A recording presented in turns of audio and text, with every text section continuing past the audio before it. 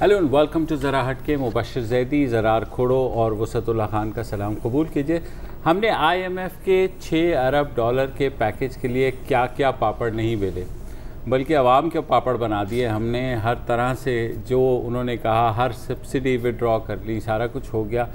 मगर परसों जब ये ख़बर आई कि वर्ल्ड बैंक के international centre for settlement of investment disputes, उन्होंने पाकिस्तान को रिकोटिक केस में तकरीबन 5.9 बिलियन डॉलर का जुर्माना किया, तो दिल धक से रह गया।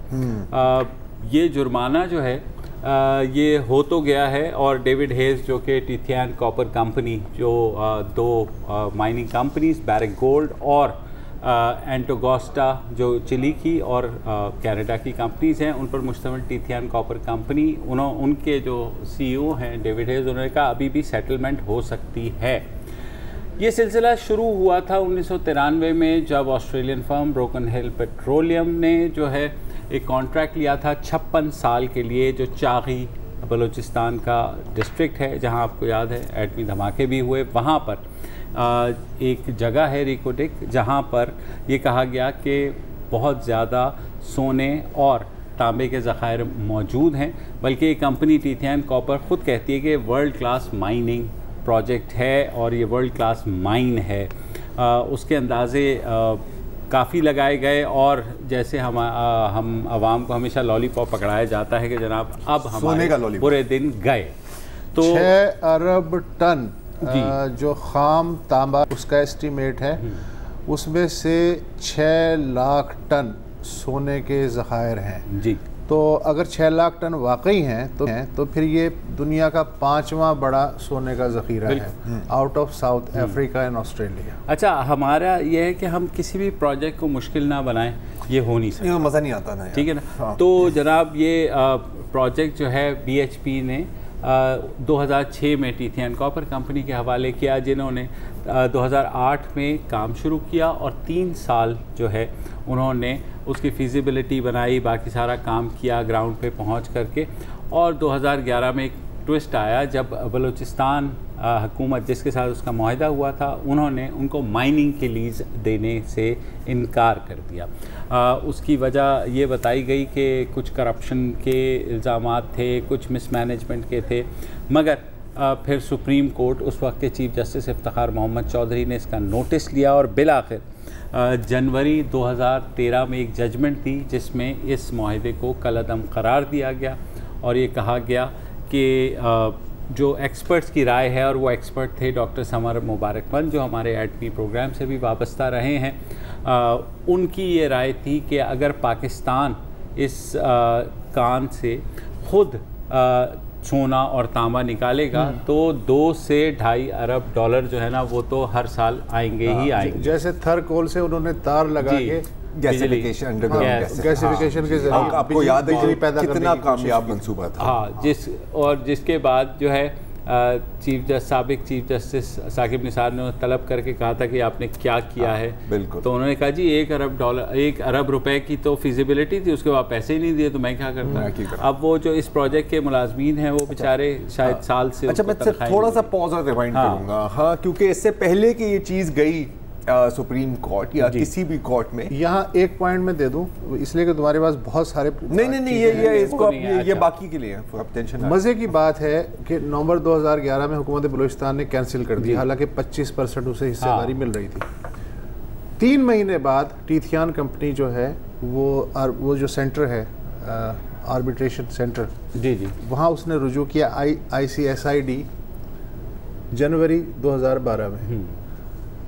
उसके होते हुए सुप्रीम कोर्ट ने 1 साल बाद कलअदम करार दे दिया सब कुछ, जबकि सुप्रीम कोर्ट के इल्म में था कि वहाँ ये कंपनी जा चुकी है आलमी आर्बिट्रेशन। अब ये हमारे ही एक दोस्त हैं लॉयर, वो इस केस को भी देख रहे थे, डिप्यूटाइज कर रहे थे जो अटॉर्नी जनरल हैं इश्तर औसाफ जो थे साबिक, उनके साथ वो गए। ये 2016 की बात है। उस वक्त टिथियान ने कहा ठीक है, अब आप लोगों ने इतना तो वो किया है, तो हम $900 मिलियन लेते हैं और इसको आप ख़त्म कर दें। ठीक है, लेकिन नहीं जाहिर है हमारी हुकूमतें, आप वो वापस आए यहाँ, इसहाक डार साहब, डार इकनॉमिक्स जो है, उन्होंने फरमाया कि नहीं, अगर 900 मिलियन डॉलर का हम एग्री कर जाएंगे तो ये तो सियासी तौर पर हमारे लिए बहुत नुकसान देगा। अच्छा, अब 900 मिलियन डॉलर देखो और 6 बिलियन डॉलर देखें, तो इस पे तो एक ही बात बनती है, बस एक बात करूंगा मैं, चीफ तेरे जान साथ लग गई 6 बिलियन की मार। ये तो है। अच्छा, ये जो अटॉर्नी जनरल अनवर मंसूर हैं, अब इन्होंने कहा है कि आज के बाद से हम एक खुसूसी सेल कायम कर रहे हैं अटॉर्नी जनरल ऑफिस में, जो आलमी माहदात के तनाज़ात के हल के बारे में जो है वो उन्हें सुपरवाइज़ करेगा। बकौल उनके ये जो मुकदमा था, इसमें पाकिस्तानी वकला की टीम 4 बार तब्दील हुई। बेशतर वकला नॉन पाकिस्तानी थे, उन्होंने भारी फ़ीसें वसूल की, मगर मुकदमे के मंतकी अंजाम तक पहुँचाने से पहले अलहदगी इख्तियार करते रहे। लिहाजा आइंदा इस तरह के मुकदमात में सिर्फ पाकिस्तान के जो वकील हैं या पाकिस्तान से भेजे गए वकील वो पेश किए जाएंगे। ये जाहिर है कि अच्छी बात है। अच्छा, पाकिस्तानी अच्छा मज़े की बात है कि उसमें शेरी ब्लेयर हमारे वो जो वकला हायर किए गए थे, उसमें जो साबिक़ बरतानी वज़ीर आज़म टोनी ब्लेयर, उनकी जो मोहतरमा है शेरी ब्लेयर, वो ख़ुद भी ज़बरदस्त वकील हैं, वो भी एक दौर तक वहाँ शामिल रही हैं। हुकूमत पाकिस्तान ने ये पैसे नहीं दिए, आप इसको ना समझें कि ये बहुत बड़ा बोझ है। बेसिकली ये पैसे गए हैं बलूचिस्तान के ख़जाने से। बहुत खूब। और वज़ीर आला जाम कमाल साहब ने कहा कि क़ानूनी फ़ीस की मद में हुकूमत बलूचिस्तान ने 2.5 से 3 अरब रुपए की अदायगी की है लीगल फ़ी के मद में। तो अब जो लोग भी हैं, चूँकि ये ड्रामा पिछले 15-20 साल से चल रहा है, सिर्फ 10 साल से नहीं चल रहा। अच्छा, अभी अगर आप समझते हैं कि ये दिस इज़ इट, अभी तो मकामात आहो फगा और भी हैं, क्योंकि कारके का फैसला पाकिस्तान के खिलाफ आ चुका है। उसके बारे में कुछ रेंटल पावर कंपनी थी, आपको पता है, उसने भी 2012 में पाकिस्तानी हुकूमत, नैब, सब ने मिल कर के तुर्की के साथ, तुर्की एर्दोगान साहब के पाँव शाँव पकड़ के दबा के वो को डील कर ली थी। ठीक है, वो डील करने के बाद पाकिस्तान को कोई, मेरे ख्याल में कोई 101 मिलियन डॉलर ज़र ज़मानत के तौर पर, सिक्योरिटी के तौर पर जमा कराने थे, वही जमा नहीं हुए। क्या बात, वो जमा नहीं हुए, वो कंपनी भिन्ना गई, वो ICSID के पास चली गई और वो भी फैसला हमारे खिलाफ आ गया, और अब हमें तकरीबन 900 मिलियन डॉलर उसके भी देने पड़ेंगे। ठीक है, वो जो पड़ेगा, तो मैं ये कहता हूँ कि बड़ी मेहनत से हम अपना काम खराब देखिए। अगर आसानी देखें, अगर आसानी से आप बगले की सीधे जाके गर्दन पकड़ लेते, उस्तादी तो ना हुई ना सर, पीछे जाके आहिस्ता आहिस्ता क्रॉलिंग करके बगले को डिस्टर्ब किए बगैर उसके सर पे जब तक आप मोमबत्ती रखेंगे और सूरज की रोशनी से वो पिघल के जब उसकी आंखों में पड़ के वो अंधा नहीं होगा, तब पकड़ेंगे आप बगले को, तब होगी उस्तादी। यहाँ पे तो आप खुद ही बगला है ना यार, ये मसला है। तो हम उस्तादी दिखाते दिखाते खुद बगले में तब्दील हो जाते हैं। इस तरह के कुछ कोई एक मसला नहीं है ये जो है ना, इसका आज जो हम नोहा पढ़ रहे हैं ये पुराना है। मैं आपको सिर्फ एक वाक़या बता देता हूँ, उससे अंदाज़ा लगा लें। अगस्त 1998 में आपको याद होगा, एक पाकिस्तानी बहरिया का तैयारा था एटलांटिक, जी, वो 0 पॉइंट पे गिर के तबाह हो गया। 16 उसमें बहरिया के लोग थे, वो शहीद हो गए। इंडिया ये कहता है कि ये हमारे तरफ घुसाया था तो हमने मार गिराया। पाकिस्तान ये कहता था कि नहीं, ये इंटरनेशनल बॉर्डर के इस तरफ था और इंडिया ने जो है बदमाशी करके इसे खिला। बहरहाल इंटरनेशनल कोर्ट ऑफ जस्टिस से पाकिस्तान ने रुजू किया और $60 मिलियन का हर्जाना क्लेम किया। ठीक है, भारत ने दलील ये दी कि 1974 के एक अदालती फ़ैसले के मुताबिक जो कॉमनवेल्थ कंट्रीज़ हैं, मेंबर कंट्रीज़, दौलत मुश्तरका के रुकन ममालिक, उनके इस तरह के जो दो तरफ़ा मामलात हैं वो इंटरनेशनल कोर्ट ऑफ जस्टिस के दायरे से बाहर है। तो कोर्ट ऑफ जस्टिस के आपको पता है कि 16 जजेस होते हैं, 14 ने भारत की तरफ से ये दलील मान ली और पाकिस्तान का क्लेम हो गया खारिज। हमारी तरफ से शरीफुद्दीन पीरज़ादा साहब एडहॉक जजेस भी मांगते हैं वो पार्टियों से, तो बतौर एडहॉक जज शरीफुद्दीन पीरज़ादा थे। उस वक्त जो अटॉर्नी जनरल थे अजीज़ मुंशी साहब, वो पाकिस्तान के जो बुनियादी वकील थे इस केस में वो थे। अच्छा, मुकदमा हार गए, वापस आ गए।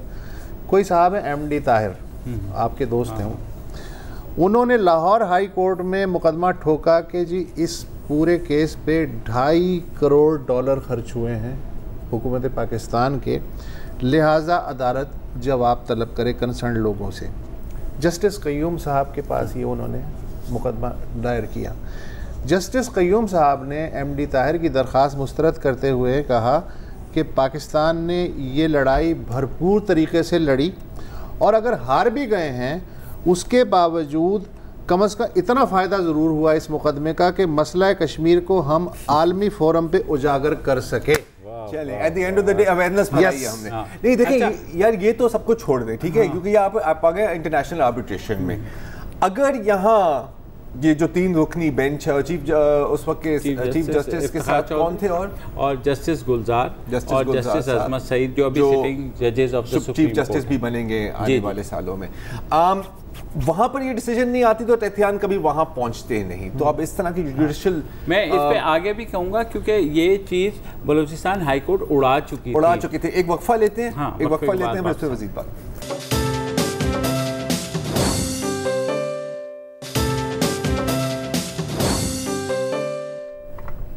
Welcome back. और हम बात कर रहे हैं रिको डेक केस में जो पाकिस्तान को तकरीबन $6 अरब की फक्की या जुर्माना कह दें आप, टीका लगा है, उसका क्या किया जाए।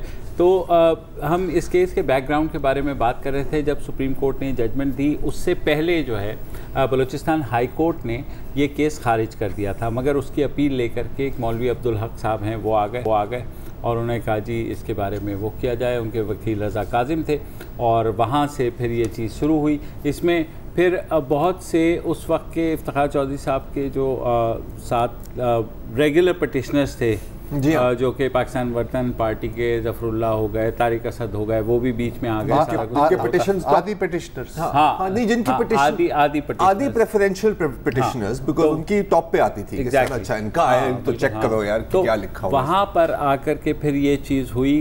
समर मुबारकमंद साहब आ गए, उन्होंने ऐसा नक्शा खींचा कि बस मतलब अगले ही लम्हे आपको लगा कि आप जन्नत में दाखिल होने वाले हैं। और गेम चेंजर नाजुक दौराहे से निकल के हम जो है ना, तो उन्होंने कहा कि जी $1 ट्रिलियन से लेके $3 ट्रिलियन तक पाकिस्तान को बेनिफिट होगा।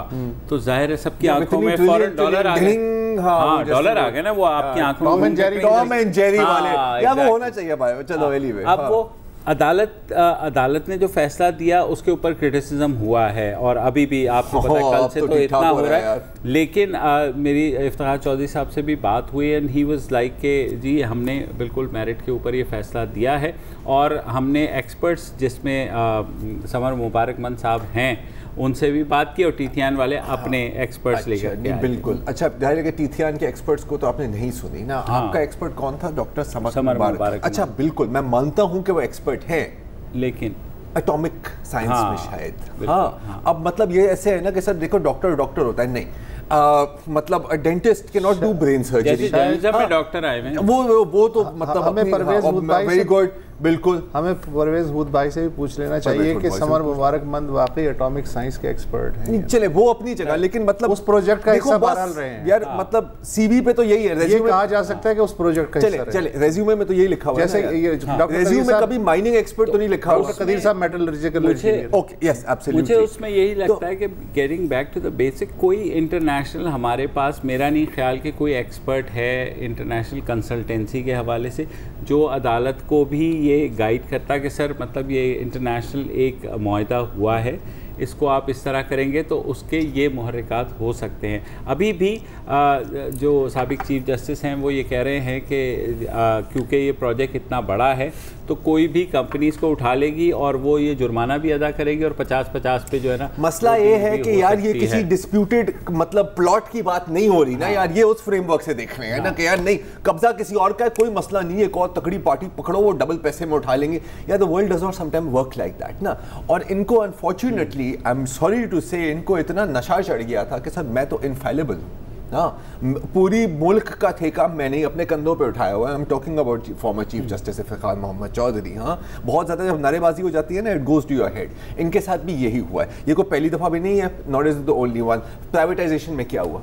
पाकिस्तान स्टील मिल में क्या हुआ? नहीं, हर साल कितना आप लॉस उठाते हैं because of the Pakistan steel में? उस वक्त 21 अरब में आरिफ हबीब लेड कंसोर्शियम, जिसमें तवारकी ग्रुप भी था, वो खरीद रहा था। अच्छा, वो 13 साल से हम हर साल जो है उतना तो हमने लूज कर लिया अभी तक। 2-4 अरब तो हम लगा ही रहे हैं। अच्छा, उस वक्त तो बड़ी पॉपुलिस्ट होती है, सर हेडलाइंस बनती हैं, जैसे आपको मैंने हेडलाइन ये दिखाई है, उसकी बाद वाली हेडलाइंस भी आप देख सकते हैं कि वाह वाह वाह क्या बात है।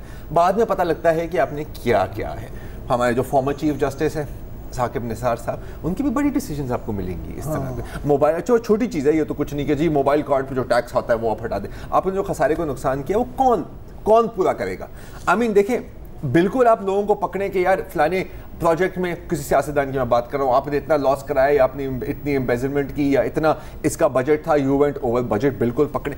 इनकी कोई अकाउंटेबिलिटी हो सकती है? अच्छा, कोई इनसे निकाल सकते हैं? क्या इसका कोई 207 है कॉन्स्टिट्यूशन का, वो जजेस को प्रोटेक्ट करता है। हाँ, तो अब ये है कि अगर कमीशन बुलाएगा भी, क्योंकि दो ऑलरेडी सिटिंग सुप्रीम कोर्ट जजेस हैं, तो मेरा नहीं ख्याल कि कोई भी वहाँ आएगा या कमीशन बुलाने की जरूरत तो आगे देखो कि होता क्या अगले दौर में। कहाँ तक चीफ जस्टिस की बात सही है कि ये प्रोजेक्ट इतना बड़ा है कि यार 6 अरब टन अगर तांबा है और 6 लाख टन सोना है, तो टिथियान वाले भी जाहिर है उन्होंने ये जो लाइन दी है इसी बुनियाद पे दी है ना सर। अब तो बात अच्छा ना, ये भी हो सकता है कि चीनी आए, जी जिनपिंग से पूछे, ये लीजिए 6 बिलियन ये चाबियां दें। दोनों सूरतों में पाकिस्तान के पास कुछ नहीं आ रहा, जीरो। भले टिथियान हो या कोई नई कंपनी आ जाए, जिस तरह से अब हमारा आर्ट ये है, यहाँ मुझे भुट्टो याद आता है, अब हमारा आर्ट ये है कि जो नाकामी है उसके अंदर से कामयाबी को कैसे खींचना है। क्या कोई ऐसा बंदा हमारे पास मौजूद है जो ये कहे कि ठीक है कि तुमने जुर्माना दिया, हम ये सब कर रहे हैं, लेकिन ज़मीन हमारी है, वसाइल हमारे हैं, हम बताओ कि करना क्या है? क्या जो अब बार्गेनिंग की सारी पोजीशन ख़त्म हो गई, उसमें से कोई चीज़ निकाल सकता है? क्या हैट में से कोई खरगोश निकालने के काबिल है? कोई सियासतदान, कोई जर्नैल, कोई साबिक ब्यूरोक्रेट कोई है?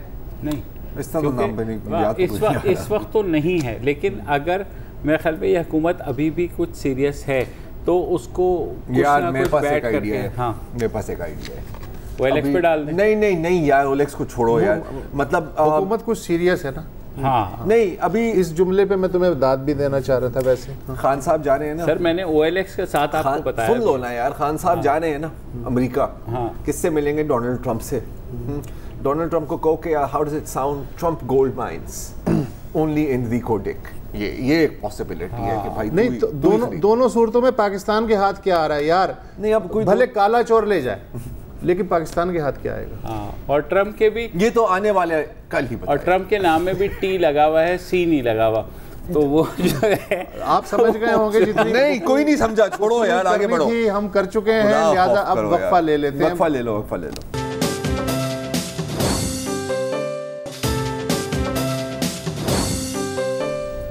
Welcome back. और अब हम बात करेंगे मेल ऑन संडे की खबर के बारे में, और जाहिर है कि आप अच्छी तरह से जानते होंगे कि खबर क्या है, क्योंकि मेरा ख्याल है कि जब से हर चैनल से पिट के हमारे पास आई है, तो हमारा भी हक है, हमारा भी दिल, हम भी इस पे बात करना चाह रहे हैं। अच्छा, जब से खबर आई है मुझे समझ नहीं आता मैं खबर में बात करूं या खबर के बाद जो हंगामा मचा उस पर बात करूं, तो आई थिंक पहले लास्ट को फर्स्ट कर देते हैं। जब से खबर आई है तो आपको पता है कि इल्ज़ाम तराशियाँ चल रही हैं।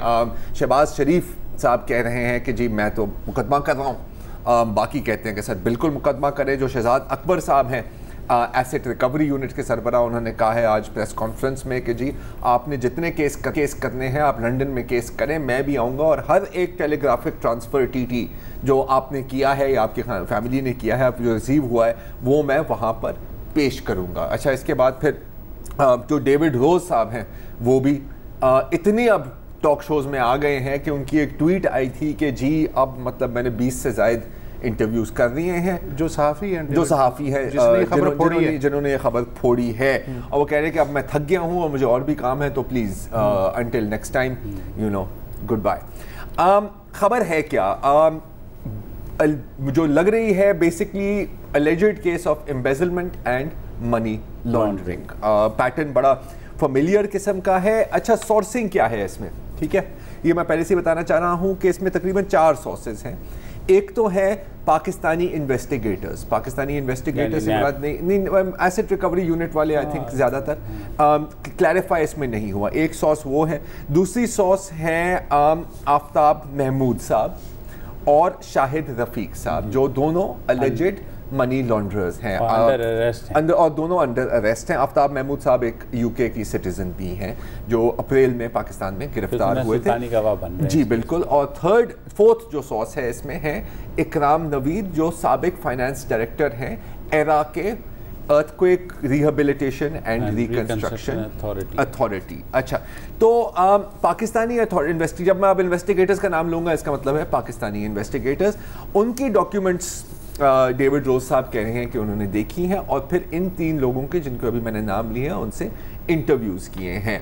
अगर मैं थोड़ा सा कंसाइज करके बताऊं कि ये क्या है, तो मेल ऑन संडे के मुताबिक उन्होंने ऐसी डॉक्यूमेंट्स देखी हैं जिसमें अलेज्ड है कि शहबाज शरीफ के दामाद अली इमरान को तकरीबन 1 मिलियन पाउंड मिले हैं इस ऐसे फंड से जो अर्थक्वेक विक्टिम्स के लिए बनाया गया था, जिसमें डीफेड यूके की जो एड एजेंसी है, डिपार्टमेंट ऑफ इंटरनेशनल डेवलपमेंट, ने 54 मिलियन दिए थे यूके की टैक्स पेयर्स पे। अच्छा, ये जो स्टोरी है, जी हाँ 50 million, sorry pounds.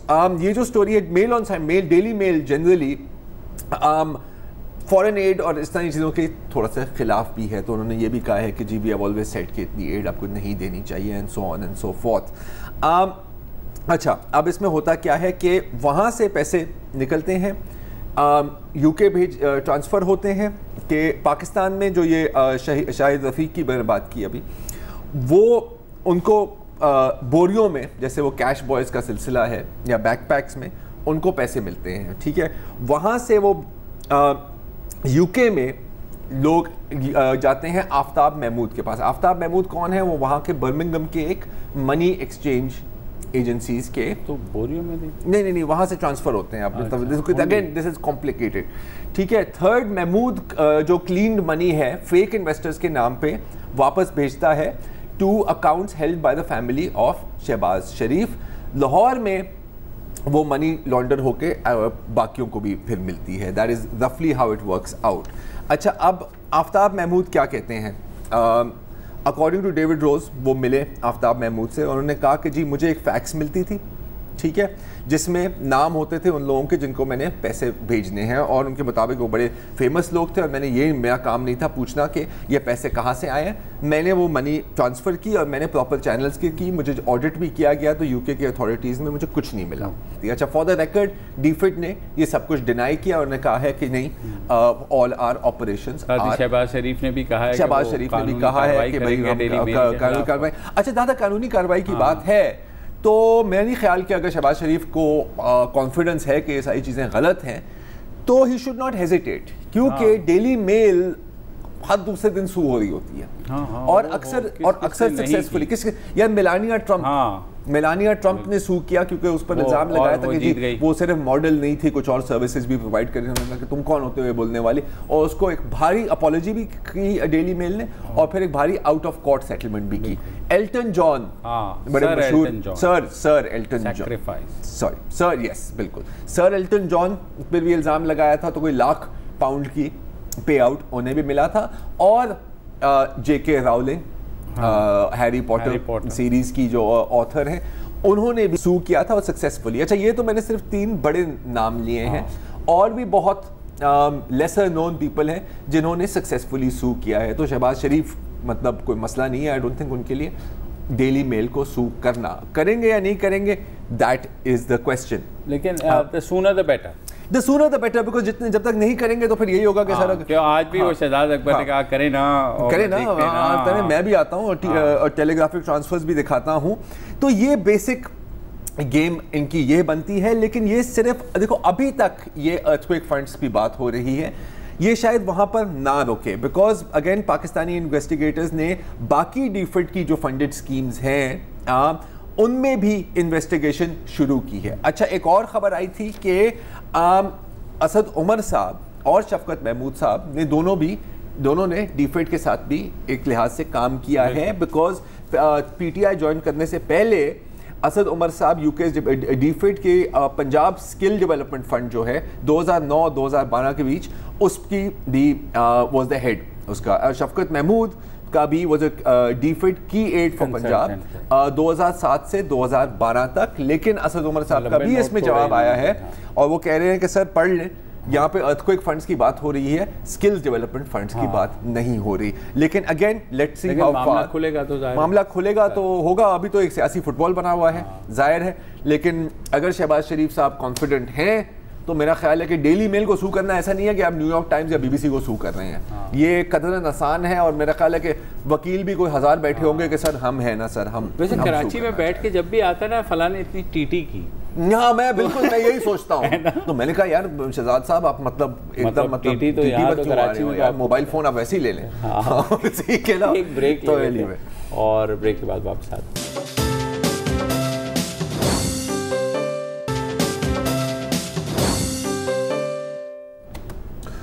Welcome back. ये जो हमारा नाम नहाद कौमी मीडिया है, नेशनल मीडिया है, इसमें जब भी बलूचिस्तान का जिक्र आता है तो ज़्यादातर 3 वजूहात की बुनियाद पे आता है। या तो लापता अफराद, या कोई दहशतगर्दी का वाक़या, या फिर कोयले की कान में हादसा। ज़्यादातर ख़बरें इस तरह की होती हैं। आज भी बदकिस्मती से एक ख़बर जो है वो आई कि 11 कानकुन पिछले अब तो शायद 30 घंटे हो गए होंगे, ज़िला कोयटा का इलाका है, कोयले से मालामाल दिगारी, वहाँ एक कान में फंसे हुए हैं। अल्लाह जाने कि इस वक्त वो ज़िंदा हैं या नहीं हैं। बहरहाल सूबाई हुकूमत जो है उसने प्रोविंशियल डिज़ास्टर मैनेजमेंट अथॉरिटी की टेक्निकल मदद तलब कर ली है और कुछ नहीं कहा जा सकता कि ये कानकुन जो हैं वो किस हाल में हैं। अगस्त 2018 में संजावी में 14 कानकुन फंस गए थे, 5 रेस्क्यू वर्कर्स भी उनकी मदद को गए, लेकिन फिर 19 के 19 जो हैं वो मर गए। उससे पहले जो है मई 2018 में एक कान में बैठ गई थी तो 23 कानकुन हलाक हो गए। तो बहुत कम इम्कान होता है जिस तरह की नो हाउ या टेक्निकल चीज़ें हैं वहाँ। इसमें जो अभी तक रिपोर्ट आई कि 4000 फुट नीचे है वो, और जो रेस्क्यू टीम है वो 1200 फुट के अभी है और उसका नीचे जाने का खबर अच्छी नहीं है। अच्छा, ज़्यादातर जो वजूहात होती हैं वो ये होती हैं कि कान की जो दीवारें होती हैं कोयले की कान की वो बहुत कमज़ोर होती हैं, बाकी जो कानें हैं उनके मुकाबले में गैर मुस्तहकम होती हैं। फिर जहरीली गैस भरने के बहुत सारे वाक़यात होते हैं। फिर कोयले की जो गर्द है वो जानलेवा साबित हो सकती है। कान जो है वो बैठ भी जाती है, पानी भी अच्छा खासा इस्तेमाल होता है और मैकेनिकल फेलियर की वजह से भी हादसा हो सकता है। ज़्यादातर जो कानकुन हैं वो शांगला और दीर का जो इलाका है, ये अफ़गानिस्तान का इलाका है, वहाँ से हैं। शांगला से तकरीबन 70% कानकुन जो हैं पाकिस्तान की तमाम कोयले की कानों में वो काम करते हैं। अच्छा, इसके अलावा कानकनी के तहफ़्फ़ुज़ से मुताल्लिक़ इस वक्त सिर्फ 1923 का जो कन्वेंशन है वो लागू है, उस पर भी पूरी तरह ऐसे अमल नहीं होता। 2 बैनुल-अक़वामी माहिदे हैं ILO के, उन पे भी पूरी तरह उनको तो रेटिफाई नहीं किया गया था, उनकी तस्दीक नहीं हुई है। ये जो माइंस एक्ट है 1923 का, इसमें एक शिक बड़ी अहम है। वो शिक ये है कि चीफ इंस्पेक्टर ऑफ माइंस तमाम रिकॉर्ड उसकी तहवील में रहेगा, वो किसी से शेयर नहीं करेगा। इसका सबसे ज़्यादा फ़ायदा ये जो प्राइवेट कानकुन वो कान मालिकान हैं उन्हें होता है, इसलिए कि करप्शन आपको पता है हर महकमे में है, तो मिली भगत की वजह से जो है ज़ाहिर वो होती है सूरत हाल। इस वक्त जो इंस्पेक्टर ऑफ माइंस हैं उसके हिसाब से 20 कंपनियों को 2016 से अब तक कोर्ट में ले जाया गया। क्या सज़ा मिली? 10,000 से लेके 20,000 रुपए तक जुर्माना, कुछ ऐसा ही है। अच्छा, क्वेटा के ब्यूरो चीफ अली शाह हमारे साथ लाइन पर हैं, ताज़ा तरीन डिटेल हैं। अस्सलाम वालेकुम अली शाह, ब्रीफली आप हमें बता सकते हैं कि रेस्क्यू एफर्ट्स अभी तक कहाँ पहुँचे हैं? अभी भी कोई उम्मीद है या रेस्क्यू सर्विसेज क्या कहना है रेस्क्यू सर्विसेज का? ऐसा है कि वक्त गुजरने के साथ साथ जो उम्मीद है वो कमज़ोर होती जा रही है। इस वक्त 30 घंटे से ज़ायद का वक्त गुजर चुका है, लेकिन अभी तक कोई ऐसा पता नहीं है। ये 11 कानकुन से, ये क्वेटा का इलाका है, जिला क्वेटा का, ये पहाड़ी इलाका है डिगारी, यहाँ पर कोयला कान मौजूद है। ये कानकुन कोई 4000 बता रहे हैं फुट नीचे गए हैं, वहाँ पर काम कर रहे थे। अचानक उसमें जो जहरीली गैस है वो कान में भर गई, जिसके बायस ये 11 जो कानकुन है ये वहीं पे ट्रैप हो गए, फंस गए इन कानकुनों। जी शुक्रिया। अच्छा, जो जदीद मॉडर्न दुनिया है उसमें अब रिमोट कंट्रोल से सारी मशीनरी ऑपरेट है, लेकिन हमारे यहाँ जो प्राइवेट ओनर्स है ज़्यादातर वो बहुत कम इन्वेस्ट करते हैं हेल्थ एंड सेफ्टी पे। मैं एक इलाका है दुक्की, वहाँ 2 दिन जाके रहा हूँ जी। कान से मजदूर निकला और सामने जो है उनकी झुग्गियाँ होती हैं, उसी में वो अपना खाना बनाते हैं, उसी में अपने कपड़े धोते हैं, सब है। जो शांगला की मैं बात कर रहा था जहाँ से 70% मैन पावर आती है, शांगला से जब एक नौजवान लड़का, इनकी तो औसत उम्र भी कम होती है ना, जब चलता है तो उसको बहुत ही ज़्यादा दुआओं से रुखसत किया जाता है, इसलिए कि ये भी खदशा होता है कि अब ये वापस देखें जब लेबर चीप है और डिस्पोजेबल है, आपको कोई इन्वेस्टमेंट करने की ज़रूरत नहीं है। यहाँ पर जैसे अभी अली शाह बता रहे थे, जहरीला गैस भर गया था, फिर उसकी वजह से एक एक्सप्लोजन हुई। वो गैस कौन सा? यूजुअली मीथेन होता है जो हाईली फ्लैमेबल होता है। मुझे याद आ रहे हैं अली गुल साहब, जिनके अपने भाई कोयले के कान में काम करते हुए ज़ख्मी हो गए थे, उन्होंने एक सेफ्टी हेलमेट बनाई थी। अच्छा, पहले तो फंडिंग नहीं मिलती थी, अब TDF की जो हायर एजुकेशन फंड की जो टेक्नोलॉजी डेवलपमेंट फंड है, वहाँ से इनको फंडिंग मिली है। लेकिन सिर्फ फंडिंग से कुछ नहीं होना, क्योंकि जब तक आप लीगली इन्फोर्स करें कि सर आपको ये टेक्नोलॉजी अपनानी है, क्योंकि आपका इतना प्रॉफिट मार्जिन है कि आप आराम से कर सकते हैं। जो कान के जो मालकान होते हैं, कोई मसला नहीं है उनके लिए। और आप ये गवर्नमेंट को सिर्फ मतलब लेजिस्लेट नहीं करना बल्कि इन्फोर्स भी करना होगा। लेकिन इन्फोर्स करने में क्या मसला है? नोट के मसाइल है ना। अच्छा, मजे की बात है, जो लोग ना भी भरे ना, जो कानकुन, वो जिंदा दरगोर होते हैं। कैसे कि ये जो कोयले की गर्द है, ये निकलने से ब्लैक लंग जी वो सर हजार मसले हैं। स्किन डिजीज आम है, बहरापन हो जाता है, असाबी तनाव, TB सबसे ज़्यादा इनमें प्रेवलेंट है। लेकिन मसला ये है कि वो सर सप्लाई का मसला नहीं है ना। ज़ीरो इन्वेस्टमेंट पे अगर 100 रुपए कमा रहे हैं, क्या मसला? और सोशल सिक्योरिटी वाले भी कभी चक्कर नहीं लगा रहे हैं, और हॉस्पिटल के नाम पे डिस्पेंसरी की खाली इमारत मैंने दुक्की में देखी जहाँ कुत्ते लौट रहे थे, तो उसके बाद 100 मरें, 200 मरें, 300 मरें, लोग हाजिर हैं, पीछे हज़ारों हैं। हाँ, कोई इशू हाजिर जी। तो फिलहाल यही एक इस ट्रेजिक खबर पे ही इख्तिताम कर रहे हैं। हमें भी दुख हो रहा है, कल फिर हाजिर होंगे। अस्सलाम वालेकुम। अगर आपको हमारे शो पसंद आया है तो प्लीज़ हमारे YouTube चैनल को सब्सक्राइब करें, और अगर मुनासिब समझे तो इस वीडियो को लाइक भी कर लें, तो कोई हर्ज नहीं है, और शेयर भी कर लें और कमेंट भी कर दें जी, वरना वो सब ऐसे ही लिखते रहेंगे। और ये जो दोनों कह रहे हैं ये कर लें जी प्लीज़, नहीं तो हमें भी घर जाना है, मैं आपके कंप्यूटर में नहीं रहना 24 घंटे। सही बात।